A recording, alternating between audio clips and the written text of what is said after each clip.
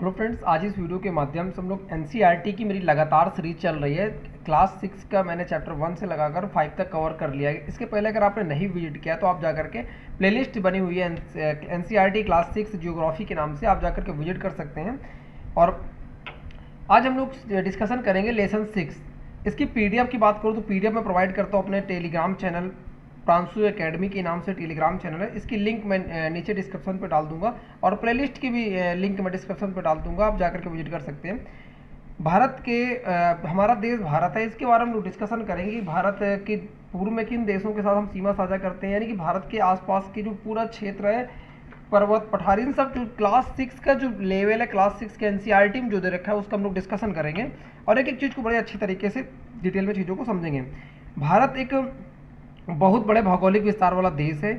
यह उत्तर में हिमालय के ऊंचे शिखरों से घिरा हुआ। देखिए इसके नॉर्थ की बात करें तो नॉर्थ में इसकी बेसिकली क्या है, ये नॉर्थ, साउथ, ईस्ट और वेस्ट। नॉर्थ में बेसिकली यहाँ पे जो भारत का मैप होता है हमारा, अगर भारत के मैप की बात करें तो आप ये विजिट कर लीजिए एक बार। ये हमारा जो क्षेत्र होता है ये बेसिकली हिमालय वाला क्षेत्र है, ठीक है। इस जब भी हिमालय की बात करें आप समझ लीजिएगा इस क्षेत्र की आपसे बात की जा रही है। इसके पश्चिम में अरब सागर है और पूर्व में बेसिकली बंगाल की खाड़ी, इस साइड बंगाल की खाड़ी है, इधर बेसिकली इसका जो है अरब सागर है, पश्चिम में इधर अरब सागर है, इधर बेसिकली इसका हिंद महासागर इस क्षेत्र में आता है, ठीक है। इन चीज़ों को आपसे क्वेश्चन पूछ सकता है कि भारत के बेसिकली पश्चिम में क्या है, अरब सागर है, पूर्व में बंगाल की खाड़ी है और उत्तर में हिंद महासागर है। भारत का क्षेत्रफल की बहुत बार क्वेश्चन आ चुका है कि भारत का क्षेत्रफल कितना है। बेसिकली भारत के क्षेत्रफल की बात की तो भारत का क्षेत्रफल है 32.8 लाख वर्ग किलोमीटर, यानी कि अगर एग्जैक्ट डेटा की बात करें तो 32,87,263 लाख वर्ग किलोमीटर का है ये। बेसिकली उत्तर में लद्दाख से लेकर के और कन्याकुमारी तक का जो क्षेत्र है उसकी बेसिकली लंबाई की अगर बात की जाए तो इसमें मोटा मोटा दे रखा है, क्लास 6 की बात चली, लेकिन एग्जैक्ट अगर इसमें दे रखा है 3200 किलोमीटर, लेकिन अगर एग्जैक्ट डेटा की बात की जाए तो 3233 बेसिकली इसका एग्जैक्ट डेटा है। इतने किलोमीटर की जो है इस लेंथ को ये कवर अप करता है। अगर हम ईस्ट से वेस्ट की बात करें तो इसमें बेसिकली दे रखा है 2900 किलोमीटर, लेकिन ये होता है बेसिकली एग्जैक्ट डेटा की बात करें तो 2914 किलोमीटर है। आपसे पूछ सकता है, ठीक है, तो याद रखिएगा। आगे हम लोग डिस्कशन करेंगे। आगे दे रखा है कि ऊंचे ऊंचे पर्वत भारतीय मरुस्थल उत्तरी मैदान, असमान पठारी सतह, तटीय भाग एवं द्वीपीय स्वरूपों की विभिन्नता को दर्शाता है। भारत में बेसिकली इन सब चीज़ों को देखने को मिलता है। यहाँ की जलवायु, वनस्पति, वन्यजीव के साथ साथ भाषा एवं संस्कृति में भी बहुत भिन्नता है। क्योंकि हम देखा जाए भाषा, अगर आप जैसे जैसे थोड़ी दूर दूर पे बढ़ते हैं तो वहाँ की भाषा बदल जाती है और वहाँ की संस्कृति बदल जाती है, उसी बारे में डिस्कशन कर रहे हैं। इस भिन्नता में भी हम एकता को पाते हैं क्योंकि भारत अनेकता में एकता की बात करता है जो हमारी परंपराओं में दिखती है। यही कारण है कि हम एक राष्ट्र में बंधे हुए हैं। वर्ष 2011 की आबादी, क्योंकि 11 की जनगणना के अकॉर्डिंग अभी तक जनगणना का कोई डेटा ऑफिशियल जारी नहीं हुआ है, तो 11 की जनगणना के अकॉर्डिंग कह रहे हैं कि भारत की जो आबादी वो बेसिकली 120 करोड़ से भी अधिक है। इसमें ये पुराना डेटा दे रखा है कि चीन दूसरा देश है, लेकिन अब वर्तमान में अगर जनसंख्या की बात की जाए तो भारत बेसिकली विश्व में सबसे नंबर 1 जनसंख्या पे है। और आगे डिस्कशन करते हैं। अब इस भारत की स्थिति क्या है, भारत की स्थिति की बात की जाए और एक हाईलाइटेड वर्ड ये छूट गया है, इसको देख लेते हैं। बेसिकली अगर आपसे पूछे कि प्रायद्वीप क्या होता है, देखिए प्रायद्वीप की अगर डिफिनेशन की बात की जाए तो स्थल का वह भाग जो 3 तरफ से पानी से घिरा है, ठीक है। यानी कि भारत जो भी स्थल भाग होगा 3 ओर से अगर पानी से घिरा है तो उसको बेसिकली प्रायद्वीप के नाम से जानते हैं। इस तरह की डिफिनेशन आपसे पूछ सकता है। अब भारत की स्थिति की बात करें तो अगर भारत की स्थिति बेसिकली भारत एक उत्तरी गोलार्ध में स्थित है और कर्क रेखा से, मैंने इसको पढ़ाया भी आपको लेसन जब फर्स्ट मैंने पढ़ाया था ग्लोब वाला, कि 23.5 डिग्री ग्लोब 23.5 डिग्री जो है कर्क रेखा भारत के बीचों बीच से होकर गुजरती है। इसमें नहीं दे रखा है, लेकिन अगर एक्स्ट्रा नॉलेज की बात करें तो भारत के 8 ऐसे राज्य हैं जो बेसिकली यहाँ से गुजरते हैं, ठीक है, किस कर्क रेखा के अंडर में आते हैं, यानी कर्क रेखा यहाँ से गुजरती है। आगे बात करें तो भारत का जो भूमि विस्तार है बेसिकली यानी कि 8/4 उत्तरी से 37/6 यानी कि अक्षांश तक ये बेसिकली डिवाइडेशन है। आगे ये डेटा याद रखिएगा, 8/4 और 37/6। और दूसरा कह रहा है कि अगर अक्षांश की बात करें, देशांतर की बात करें तो भारत का विस्तार 68.7 पूर्वी तथा 57.25 पूर्वी देशांतरों के बीच स्थित है। अगर हम विश्व को पूर्वी और पश्चिमी गोलार्धों में बांटते हैं तो अगर हम विश्व को पूर्वी और पश्चिमी गोलार्ध में अगर डिवाइडेशन कह रहा है कि अगर हम पूरे विश्व को पूर्वी और पश्चिमी गोलार्ध में बांटें तो भारत बेसिकली किस गोलार्ध में स्थिति होगी, तो भारत बेसिकली हम 2 भाग में बांटेंगे तो इधर भारत यानी पूर्वी गोलार्ध की तरफ, अगर हम पूर्व पश्चिम में बांटेंगे तो पूर्वी गोलार्ध के अंतर्गत आएगा। लेकिन ये कई बार क्वेश्चन पूछ चुका है कि बहुत बड़े देशांतरी विस्तार लगभग 29 डिग्री के अंतर, यानी कि अगर इसका अंतर की बात की जाए तो 29 डिग्री का बेसिकली 29 डिग्री अक्षांश होता है, ठीक है, देशांतरी विस्तार होता है, ठीक है। अब इस तरह की दूरी की स्थित दो स्थानों के बीच समय का अंतर लगभग, समय के अंतर की बात की जाए तो लगभग 2 घंटे का बेसिकली समय का अंतर होता है। यानी कि अगर भारत के अरुणाचल प्रदेश से लगाकर गुजरात के टाइम पीरियड को देखा जाए तो 2 घंटे, यानी 2 घंटे का अंतर लगभग देखने को मिलता है, ठीक है। आगे प्रत्येक एक देशांतर के लिए स्थानीय समय 4 मिनट का अंतर होता है, यानी कि एक देशांतर बराबर होता है 4 मिनट, ठीक है। पश्चिम में गुजरात, ये बता चुका मैं आपको, पश्चिम से लगा करके, पश्चिम में आपका गुजरात से लगाकर पूर्व में अरुणाचल प्रदेश के लगभग जो टाइम पीरियड का अंतर है वो बेसिकली लगभग 2 घंटे के आसपास है। इसको याद रखिएगा, 82.5 डिग्री देशांतर को स्थानीय समय भारत में बेसिकली माना जाता है। इसको बेसिकली हम लोग इस यामोत्तर को हम लोग भारत का मानक यामोत्तर भी मानते हैं, क्योंकि हम लोग जो टाइम पीरियड मानते हैं, इसको पहले मैं इसको बता भी चुका हूँ आपको, जो हम लोग टाइम पीरियड बेसिकली मानते हैं वो मानते हैं 82.5 डिग्री जो है देशांतर को मानते हैं हम लोग। एक चीज़ और भी छूट गया था कीवर्ड यहाँ पे, इसको आप ध्यान दीजिएगा। ये कह रखा है कि हाईलाइट, जो भी हाईलाइटेड चीज दे रखा है उसको हम लोग डिस्कशन करते चल रहे हैं, जो बेसिकली कई एग्जामों में पूछ चुका है। भारत जो है अगल बगल के कह रहा है कि अमेरिका के पास 7 समय जोन है, जबकि कनाडा के पास बेसिकली 6 समय जोन है। तो कह रहा है कि रूस के पास कितने समय जोन, तो रूस के पास अगर बात की तो लगभग 11 समय जोन, टाइम जोन बेसिकली देखने को मिलते हैं। ओवरऑल अगर बात की तो बेसिकली कई बार क्वेश्चन पूछा जा चुका है, पीईटी वगैरह में पूछा जा चुका है कि ओवरऑल जो है विश्व में कितने समय जोन है, तो बेसिकली 24 समय जोन है, ठीक है, याद रखिएगा। आगे डिस्कशन किया जाए कि भारत की स्थलीय सीमा से जुड़ी सीमाएं बेसिक। अब लोग इस मैप में के माध्यम से जानेंगे कि भारत की बेसिकली क्या स्थिति है और भारत की सीमा किन किन देशों के साथ सीमा साझा करता है भारत। तो अगर हम देखें तो भारत जो है कई देशों से सीमा साझा करता है, जिसमें से कई ऐसे राज्य जो भारत की सीमा को साझा करते हैं, जैसे कि आप देख सकते हैं कि ये आपका नेपाल है, आपका बांग्लादेश है, भूटान है, म्यांमार है, चाइना है, पाकिस्तान है। ये कई ऐसे देश हैं जो कि भारत के साथ सीमा साझा करते हैं। लेकिन अगर आपसे पूछ ले कि भारत के कितने देश भारत के साथ सीमा साझा करते हैं, तो 7 ऐसे देश हैं जो बेसिकली क्या है, भारत के साथ सीमा साझा करते हैं, ठीक है, याद रखिएगा। अगर आपसे पूछ ले कि सबसे लंबी सीमा भारत का कौन साझा करता है, कौन सा देश है जो भारत का सबसे लंबी सीमा साझा करता है, तो बांग्लादेश सबसे लंबी सीमा साझा करता है और बेसिकली 4096 किलोमीटर की सीमा साझा करता है। और सबसे कम की बात अगर की है तो सबसे कम सीमा साझा करता है, ये देख सकते हैं आप, अफगानिस्तान सीमा साझा करता है, ये सबसे छोटी सीमा साझा करता है। बांग्लादेश की बात कर दी, ये देखिए आप, ये क्षेत्र से लगाकर यहाँ तक पूरा सीमा साझा करता है, चारों तरफ 3 तरफ से वो भारत के साथ सीमा साझा करता है, इसलिए सबसे लंबी सीमा साझा करता है। दूसरा देश अगर पूछे तो चाइना बेसिकली सीमा साझा करता है भारत के साथ, ठीक है। अब किसी और चैप्टर हम लोग डिस्कशन करेंगे कि भारत के साथ जो देश कौन कौन से भारत के राज्य हैं जो अलग अलग देशों के साथ सीमा साझा करते हैं, ठीक है, क्योंकि एनसीईआरटी इस क्लास में नहीं दे रखा है, मैं चाहूँ तो बता भी सकता, लेकिन फिर किसी चैप्टर में डिस्कशन करेंगे तो थोड़ा सा चीज़ें और भी इंटरेस्टिंग लगेंगी।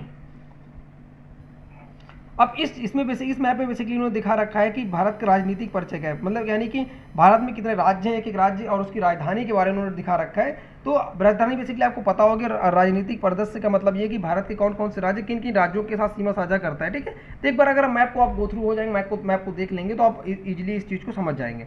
आगे हम लोग डिस्कशन करते हैं। आगे देखा जाए, आगे इन्होंने कह रखा है कि दक्षिण में समुद्र में स्थित 2 द्वीप हैं, ठीक है, दक्षिण में स्थित बेसिकली 2 द्वीप हैं। 2 द्वीप कौन कौन से, एक श्रीलंका है और एक मालदीव है, ठीक है, याद रखिएगा। मालदीव का भी चर्चा में तो और भी याद रखने आपके लिए जरूरी है। उसके बाद कह रखा है कि भारत और श्रीलंका के बाद पाक जल संधि के साथ सीमा साझा करता है। भारत जो आप यहाँ पे देखेंगे मैप में सबसे नीचे छोर पे देखेंगे, ये श्रीलंका है, और ये जो श्रीलंका है ये बेसिकली जो जल संधि है बेसिकली इसको पाक जल संधि के नाम से जानते हैं, जो भारत और श्रीलंका के बीच सीमा साझा करता है। आगे देखते हैं हम लोग भारत का, ये क्वेश्चन पूछा जा चुका कई बार अलग अलग एग्जामों में, बीपीएससी में पूछा जा चुका है कि भारत के बेसिकली 8 राज्य हैं और 28 राज्य और 8 केंद्र शासित प्रदेश भारत के हैं, ठीक है। अब हम लोग समझेंगे भारत का भौतिक स्वरूप क्या है। भौतिक स्वरूप का मतलब क्या है, भारत के अंतर्गत कौन कौन सी नदियाँ कहाँ से बहती हैं, साथ साथ कौन कौन से पर्वत श्रेणियाँ है, प्रायद्वीप पठार क्या है, ठीक है, पूर्वी पश्चिमी घाट क्या है, इन दोनों को मिलाकर नीलगिरी क्षेत्र कैसे बनता है, इन सब चीज़ों के बारे में हम लोग डिस्कशन करें। इस मैप को अगर बड़ी ध्यान से आप देखेंगे तो बेसिकली मैंने आपको बताया था कि ये बेसिकली आपका हिमालय का क्षेत्र, और ये यहाँ से लगाकर यहाँ तक का क्षेत्र है, ये बेसिकली आपका हिमालय का क्षेत्र है। और हिमालय इन क्षेत्रों को कवर करता है। हिमालय को 3 भागों में डिवाइडेशन कर रखा है, हम लोग आगे देखेंगे। सबसे जो पहला भाग इन्होंने दे रखा है,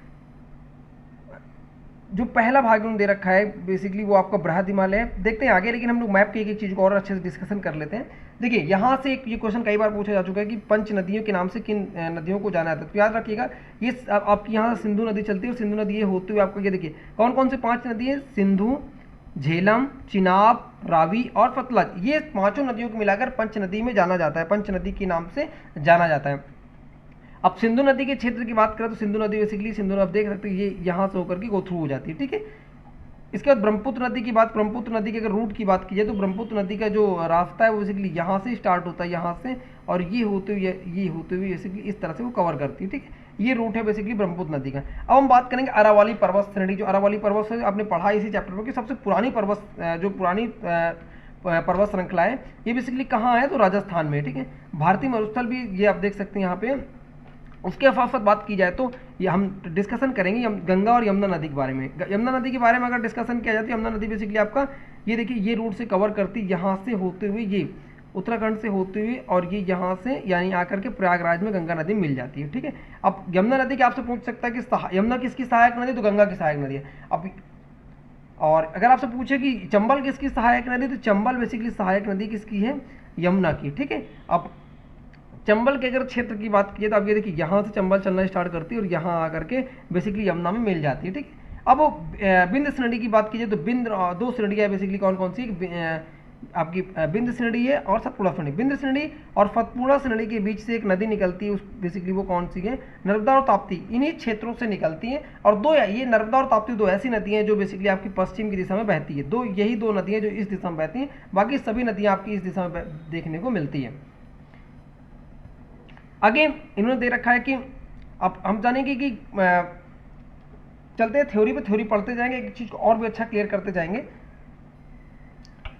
भारत की राजधानी बेसिकली दिल्ली है, और राज्यों का निर्माण बेसिकली भाषा के आधार पर हुआ है। आपको पता होगा कि भाषा के आधार पर निर्माण होने वाला पहला राज्य आपका कौन सा है, आपको पता होगा आंध्र प्रदेश है, ठीक है। 1953 में बेसिकली बनाया गया था ये, और उसके बाद फिर अलग अलग कई ऐसे राज्य बनते चले गए। फिर भौतिक स्वरूप विभाजन के बारे में समझते हैं। भारत में पाई जाने वाली भौतिक आकृतियां विभिन्न प्रकार की, जैसे पर्वत है, पठारे, मैदान, तट, द्वीप समूह है।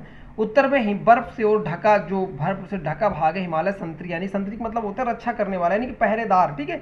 से हिमालय संतरी का कार्य करती है, यानी कि उत्तर की तरफ से भारत को किसी प्रकार का खतरा नहीं है, क्योंकि इतना लंबा क्षेत्र जो हिमालय का है, इससे बेसिकली क्या होता है कि कोई भी अगल बगल का देश भारत पर चढ़ाई नहीं कर सकता है। हिमालय का मतलब होता है हिम का मतलब होता है बर्फ, और आलय का मतलब होता है हिंदी में घर, यानी कि बर्फ का घर। इतनी ज़्यादा बर्फ का एक लंबा क्षेत्र, मैदानी क्षेत्र है बेसिकली। इस चक्कर में यहाँ पे कोई भी किसी भी अगल बगल पड़ोसी देश से खतरा नहीं होता इस क्षेत्र उत्तर की दिशा से भारत को। हिमालय पर्वत को 3 मुख्य समांतर श्रृंखलाओं में बांटा जा सकता है। उत्तर में सबसे उत्तर की सबसे बात की जाए तो ये बेसिकली आपका इस क्षेत्र को अगर आप देखेंगे, उत्तर में सबसे आपका इसका होता है जो बेसिकली बृहद हिमालय, यानी कि ये जो भाग होते हैं यहाँ से यहाँ तक हिमालय का क्षेत्र होता है, और ये जो क्षेत्र यानी कि ये वाला क्षेत्र इसको बेसिकली कहते हैं बृहद हिमालय। बृहद हिमालय के एक और नाम से जानते हैं, हिमाद्री के नाम से जानते हैं, ठीक है। बृहद हिमालय का पूछता क्वेश्चन आपसे कि किस नाम से जाना जाता है, तो हिमाद्री के नाम से जाना जाता है। और इसी जो पर्वत श्रृंखला में विश्व की सबसे ऊंची चोटी, यानी सबसे ऊंची चोटी कौन सी है, माउंट एवरेस्ट है, जिसकी ऊंचाई बेसिकली एनसीईआरटी में दे रखा है 8,848, ठीक है, मीटर दे रखा है बेसिकली एवरेस्ट की, ठीक है। उसके बाद आपसे क्वेश्चन इसी में आपको बताऊंगा एवरेस्ट सबसे पहले किसने चढ़ा, ठीक है। जितनी चीज़ दे रखा है मैं उससे ज़्यादा आपको एक्स्ट्रा फैक्ट देने का प्रयास करूंगा। अब इसके बाद उन्होंने कह रखा है कि जो हिमालय का जो मध्य भाग है बेसिकली वो क्या होता है, मध्य भाग की बात करें तो बेसिकली आपका ये वाला जो पार्ट होता है वो बेसिकली आपका होता है हिमांचल, कहते हैं इसको, हिमांचल या मध्य हिमालय के नाम से जानते हैं, हिमांचल या फिर मध्य हिमालय के नाम से जाते हैं। और इसके बाद सबसे दक्षिणी भाग होता है, आपको देख रहा होगा, ये बेसिकली होता है आपका शिवालिक वाला भाग। ये शिवालिक भाग होते हैं, सबसे दक्षिणी भाग होते हैं। भारत हिमालय को 3 भाग में बांटते हैं, कौन कौन सा, पहला भाग होता है बेसिकली आपका बृहद हिमालय या हिमाद्री होता है, दूसरा भाग होता है आपका मध्य हिमालय या फिर हिमांचल होता है, और तीसरा बेसिकली दक्षिणी भाग होता है आपका शिवालिक की पहाड़ी होती है। इन 3 भागों में हम लोग भारत को बेसिकली बांटते हैं। और जो विश्व के सबसे जो ऊंची चोटी यानी माउंट एवरेस्ट है वो बेसिकली आपका बृहद हिमालय यानी हिमाद्री का पार्ट है, ठीक है। उसके बाद हिमालय के दक्षिण मैं इसकी पीडीएफ प्रोवाइड कर दूंगा प्रांशु अकेडमी टेलीग्राम चैनल पर। आप पीडीएफ डाउनलोड कर लेंगे तो एक एक चीज़ को पढ़ेंगे। मैं उस जो थ्योरी आपकी बुक्स में दे रखा हूँ उसको पढ़ रहा हूँ और मैप के माध्यम से एक एक चीज़ को क्लियर करने का प्रयास कर रहा हूँ। आगे, हिमालय के दक्षिण में भारत का उत्तरी मैदान स्थित है। ये मैदान समतल और सपाट है। ये मैदान सिंधु, गंगा, ब्रह्मपुत्र तथा इनकी नदियों, सहायक नदियों, जलोढ़, निक्षोपों से बने। मैं इन तीनों नदियों के बारे में आपसे डिस्कशन कर चुका हूँ। नदियों के ये मैदान मैदान कृषि के लिए उपजाऊ है। क्योंकि देखिए उपजाऊ इसलिए क्योंकि मैदानी क्षेत्र, और मैदानी क्षेत्र बेसिकली कृषि के लिए काफी उपजाऊ भूमि मानी जाती है। ठीक है, यही कारण है कि इन मैदानों में जनसंख्या अधिक होती है। जनसंख्या अधिक होने के कारण ये होता है बेसिकली जहाँ पे कृषि उपजाऊ होगी, यानी कि जहाँ पे खाने पीने मानव की जो बेसिक आवश्यकता है उसकी पूर्ति जहाँ पे होगी बेसिकली वहीं पे जनसंख्या आपको अधिक देखने को मिलेगी। भारत के पश्चिमी भाग में भारतीय महामरुस्थल स्थित है। मैंने आपको बताया भी कि जो पश्चिमी भाग यानी ये पार्ट है आपको भारतीय महामरुस्थल आपको देखने को मिलता है, या शुष्क, गर्म और रेतीला स्तर। क्योंकि दक्षिणी पश्चिमी भाग है तो ये बेसिकली क्या होता है कि शुष्क, गर्म और रेतीला भाग रेत है, तो यहाँ पे बेसिकली वनस्पति की मात्रा बहुत कम देखने को मिलती है। उत्तरी मैदानों के दक्षिण में प्रायद्वीप पठार स्थित है। उत्तरी मैदानों के दक्षिण में देखिए कहाँ पे, यानी इस पार्ट में यहाँ पे आप देखेंगे प्रायद्वीप का पठार बेसिकली आपको देखने को मिलता है। इसकी आकृति त्रिभुजाकार, ये जो बेसिकली क्षेत्र आपको देखने को मिलता है, ध्यान से देखिएगा इस मैप में, ये जो क्षेत्र आपको देखने को मिल रहा है ये बेसिकली त्रिभुजाकार बना रहा है। ये त्रिभुजाकार जो बेसिकली आकृति है इसी को हम लोग बेसिकली प्रायद्वीप के नाम से जानते हैं। और इसका जो आकार होता है बेसिकली आपसे पूछ सकता है तो ये बेसिकली त्रिभुज के आकार का होता है। चित्र में अभी आप अच्छे से विजिट कर सकते हैं। आगे इन्होंने कह रखा है कि इसका धरातल काफी ऊंचा नीचा है। इस क्षेत्र में बहुत सी पहाड़ी श्रृंखला और घाटियां स्थित है। इसके उत्तर पश्चिम में, और इसके उत्तर पश्चिम याद रखिएगा आपके जो पूछ सकता आपसे कि प्रायद्वीप पठार के जो अरावली स्थित है, इसके बाद पहले पूछ भी चुका यूपीएससी में कि अरावली सबसे पुरानी जो पर्वत श्रृंखला का नाम बताया अरावली था। अब आपसे नया क्वेश्चन डिजाइन कर सकता है कि जो प्रायद्वीपीय पठार के उत्तर किस दिशा में बेसिकली अरावली स्थित, तो आप याद रखिएगा उत्तर पश्चिम में। आइए मैप को मैं अच्छे से विजिट करते हैं। आपका ये हो गया, इस क्षेत्र को प्रायद्वीपीय पठार का क्षेत्र कहते हैं। उत्तर पश्चिम के क्षेत्र में अगर आप देखोगे ये बेसिकली आपका उत्तर हो जाएगा और ये बेसिकली आपका पश्चिम हो जाएगा, और इस क्षेत्र को आप विजिट करोगे तो अरावली यहाँ पे आपका स्थित है। ठीक है, जो विश्व की सबसे पुरानी पर्वत श्रृंखला है। बिंद और सतपुड़ा भी एक महत्वपूर्ण श्रृंखला है। ठीक है, बिंद और सतपुड़ा भी आप देखेंगे, मैंने आपको बता चुका हूं कि ये इस क्षेत्र को देख सकते हैं। यहां से होकर के वैसे कि नर्मदा और ताप्ती नदी बहती है, और ये पश्चिम की ओर बहने वाली नदी होती है जो अरब सागर में जाकर के गिरती है। अरब सागर में आकर के बेसिकली ये नदियां इस दिशा में बहती है, यहाँ आकर के बेसिकली गिरती है। इस पठार के पश्चिम में पश्चिमी घाट के हिमाद्री तथा पूर्वी घाट स्थित है। पूर्वी घाट और पश्चिमी घाट ये बेसिकली आप देखिए, आप एक क्वेश्चन इस तरह बनता भी कि पूर्वी घाट और पश्चिमी घाट के क्षेत्र को मिलाकर किस नाम से जाना जाता है। आप ये देखो कि ये बेसिकली पूर्व में है पूर्वी घाट, पश्चिम में है पश्चिमी घाट। इन ये दोनों क्षेत्र जहां मिलते हैं उसको बेसिकली हम लोग नीलगिरी के नाम से जानते हैं। ठीक है, यहाँ पे बेसिकली नहीं दे रखा है, लेकिन इन क्षेत्रों को आपको जानना जरूरी है क्योंकि कई बार क्वेश्चन पूछ चुका है। मैं जो भी हो सका एक्स्ट्रा नॉलेज आपको प्रोवाइड करने का प्रयास करूंगा। क्लास इस एनसीईआरटी के अलावा जो चीज़ें मुझे लगेगी फैक्ट्स इंपॉर्टेंट वो डिस्कशन कर लूंगा आपसे मैं। पश्चिम घाट के पश्चिम में तथा पूर्वी घाट की पूर्व तटीय मैदान स्थित है। पश्चिम तटीय मैदान काफी सक्रिय होते हैं। पूर्वी तटीय मैदान अपेक्षाकृत चौड़े होते हैं। वहाँ पूर्व की ओर बहने वाली कई नदियाँ, यहाँ इसको समझिएगा, यहाँ बेसिकली क्या होता है कि पूर्व की ओर बहने वाली कई ऐसी इंपॉर्टेंट नदियाँ हैं जो आपसे कई बार एग्जाम में पूछ चुका है। अब पश्चिम की दिशा बहने वाली नदियाँ मैंने आपको डिस्कशन मैं कर चुका हूँ, नर्मदा और ताप्ती है। अब पूर्व की तरफ की अगर डिस्कशन किए तो बेसिकली आपको कौन सी है, महानदी है। उसके बाद आपकी गोदावरी है। उसके बाद अगर डिस्कशन किया जाए तो आपका कृष्णा है, और उसके बाद ये कृष्णा नदी आप देख सकते हैं, ये गोदावरी नदी आप देख सकते हैं, और उसके बाद आपका बेसिकली कावेरी नदी देखने को मिलती है। ठीक है, इन सब चीज़ों इन जो एनसीईआरटी के डेटा में दे रखा है उनको आप जरूर फैक्ट्स याद रखिएगा। ये बेसिकली नदी जाकर के कहाँ गिरती है तो बंगाल की खाड़ी में जाकर के गिर जाती है, और ये नदी अपने मुहाने पर उपजाऊ डेल्टा का निर्माण करती है। बंगाल की खाड़ी में गंगा ब्रह्मपुत्र नदियों के मुहाने बेसिकली याद रखिएगा सुंदरवन डेल्टा स्थित। सुंदरवन डेल्टा बेसिकली कहाँ स्थित है तो बंगाल की खाड़ी में, और गंगा और ब्रह्मपुत्र नदी के मुहाने में पूछ चुका है इसके पहले कि सुंदरवन डेल्टा स्थित है, तो गंगा और ब्रह्मपुत्र नदी के मुहाने में बेसिकली आप ये जो बेसिकली स्थित है। एक हाईलाइटेड वर्ड दे रखा है, इसको हम डिस्कशन कर लेते हैं। ये अब हम समझेंगे कि जलोढ़ निक्षेप क्या होते हैं। नदियों के द्वारा लाई गई बहुत महीन मिट्टी होती है जो तथा नदी बेसिन में निक्षेपित कर दी जाती है। जलोढ़ निक्षेप क्या होते हैं, नदियों के द्वारा जो बहा करके लाई गई महीन मिट्टी होती है तो नदी बेसिन में ये नदी में जाकर के मिला दी जाती है। इसी को हम लोग बेसिकली क्या कहते हैं, जलोढ़ निक्षेप के नाम से जाना जाता है। ठीक है, आगे सहायक नदियाँ क्या होती है, एक नदी या सरिता जो कि जो मुख्य नदी में किसी भी तरफ से आकर के मिलती है तथा अपने जल को मुख्य नदी में विसर्जित करती है, इसको हम लोग बेसिकली सहायक नदी के नाम से जानते हैं। आगे हम लोग डिस्कशन करेंगे। क्या आप जानते हैं, जो भी बेसिकली हाईलाइटेड वर्ड्स को जरूर याद रखिएगा, क्योंकि इसमें कई ऐसे फैक्ट्स, महत्वपूर्ण फैक्ट्स देखने को मिलते हैं जो एग्जाम में डायरेक्ट आपसे पूछ लेता है। ये क्वेश्चन इसके पहले डिस्कशन पूछा भी जा चुका है कि गंगा ब्रह्मपुत्र नदियों के विश्व का सबसे बड़ा डेल्टा कहाँ, किस नदी के उसमें, तो सुंदरबन डेल्टा, और कहाँ, गंगा और ब्रह्मपुत्र नदी की। ठीक है। इफ डेल्टा की आकृति त्रिभुजाकार, याद रखिएगा सुंदरबन डेल्टा की आकृति कैसी है, तो त्रिभुजाकार है।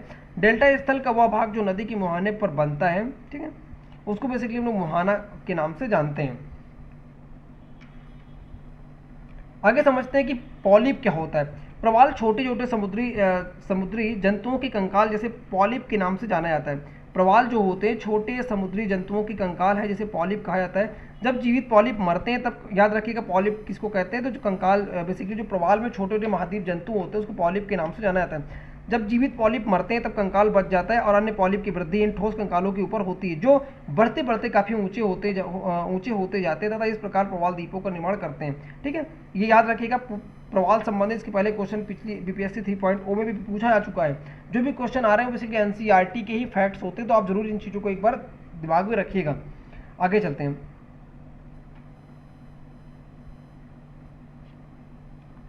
ये बेसिकली इस पेज में इन्होंने डिस्कशन दिखा रखा है कि सुनामी वगैरह के बारे में। आगे चलते हैं इस पर। ठीक है, भारत कह रहा है कि भारत 2 द्वीप समूह कौन कौन से जो इंपॉर्टेंट है भारत के लिए, लक्षद्वीप द्वीप समूह, ठीक है, उसके बाद अंडमान निकोबार द्वीप समूह जो भारत की सीमा में है। ठीक है, केरल के तट पर दूर स्थित प्रवाल द्वीप, याद रखिएगा लक्षद्वीप जो बेसिकली आपका वो कहाँ पे, केरल के तट के द्वीप पर स्थित एक प्रवाल द्वीप है। ठीक है, और अंडमान निकोबार द्वीप समूह की बात की तो दक्षिण पूर्व में स्थित बंगाल की खाड़ी में स्थित है। ठीक है, याद रखिएगा दोनों कहाँ कौन स्थित, दोनों के बारे में मैंने बता चुका आपको। आगे एक और सबसे इंपॉर्टेंट पॉइंट है सुनामी। ये याद रखिएगा सुनामी क्या होता है। बेसिकली सुनामी एक विशाल सागरीय तरंग है जो समुद्र तट के भूकंप के कारण उत्पन्न होती है। कि भूकंप क्या होता है, भूभाग में आता है, यानी कि सूखे जो भूस्थल भाग पे आता है, वही अगर भूकंप अगर समुद्र के किनारे पर आता है तो उसको हम लोग बेसिकली सुनामी के नाम से जानते हैं। और सुनामी का ही बेसिकली आपको चित्र दिखा रखा था ये। ठीक है, ये बेसिकली समुद्र के किनारे आते हैं। अब हम लोग इस चैप्टर के महत्वपूर्ण क्वेश्चन को डिस्कशन करेंगे। क्वेश्चन आपसे पूछ रखा है कि भारत को कितने भौतिक भागों में विभाजित किया जा सकता है। ठीक है, नाम बताइए। तो भारत को बेसिकली निम्न भागों में विभाजित किया जा सकता है। आपका पर्वत हो सकता है, आपका पठार, द्वीप समूह और मैदान तट। ठीक है, आगे आपसे पूछा है भारत की स्थलीय सीमा 7 देशों के साथ जुड़ी है, उसके नाम बताइए। मैंने आपको बताया भी कौन कौन से देश हैं, फिर भी डिस्कशन कर लेते हैं। नेपाल है, भूटान है, बांग्लादेश है, म्यांमार है, उसके बाद अफगानिस्तान, पाकिस्तान और चाइना। इन सब 7 महत्वपूर्ण देशों के बाद भारत की सीमा साझा होती है। ठीक है, आगे अगला इनका क्वेश्चन है कौन सी 2 नदियां हैं जो अरब सागर में गिरती है। कौन सी 2 नदियां हैं, तो कौन कौन हो सकती हैं, एक नर्मदा हो सकती है और दूसरा कौन सी हो सकती है आपकी, दूसरा आपकी ताप्ती नदी हो सकती है। ठीक है, ये 2 नदियां बेसिकली आपका पश्चिम की दिशा की ओर बहती है और अपना जल जो जा करके अरब सागर में गिराती है। अगला क्वेश्चन अगर आप डिस्कशन कर लेंगे तो अगला क्वेश्चन आपसे पूछा है कि गंगा ब्रह्मपुत्र के द्वारा बनाए गए डेल्टा का नाम बताइए। तो कौन सा डेल्टा है, बेसिकली आपका सुंदरवन डेल्टा है। कौन सा डेल्टा है, सुंदरवन डेल्टा है, जो कि आपका बनाता कहाँ पे, गंगा और ब्रह्मपुत्र के द्वारा बनाया गया डेल्टा है। ठीक है, भारत के कितने राज्य और कितने केंद्र शासित प्रदेश हैं, किन राज्यों की एक राजधानी ही है।